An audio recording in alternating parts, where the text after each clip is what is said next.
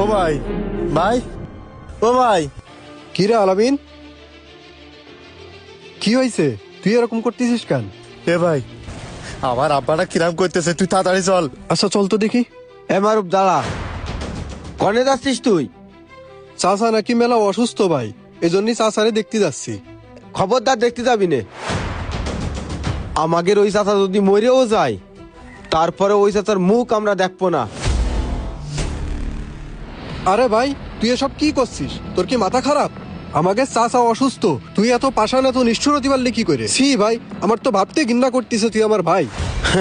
আমার এই কথাটুক শুনে তোর মনে হইলো আমি পাষাণ, আমি নিষ্ঠুর? আমার উপর তোর ঘৃণা হচ্ছে? ভাই রে, তুই কিছুই জানিস নে। তুই তখন ওই ঢাকায় চাকরি করতিস।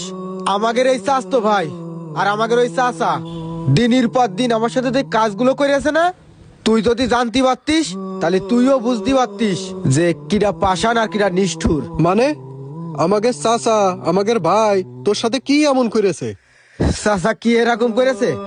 আরে ভাই, আজকে যখন এই পরিস্থিতি হয়েছে, চাচা কি এরকম করেছে সবকিছুই কব। শুধু ওই চাচা না, তোর সামনে আমাদের এই যে ভাই দাঁড়ায় রয়েছে না, এই একটা বেঈমান। এ মইনুল, এই শোন, যাক তোর সাথে দেখা হয়ে গেল, ভালো হয়েছে। কি কাকা, কিছু কবেন নাকি? আরে হ্যাঁ, তোর জন্য তো একটা সুখবর আছে। কি সুখবর কাকা? শোন, আমার ভাইয়ের কাছে ভালো একটা ভিসা আছে। এখন তোর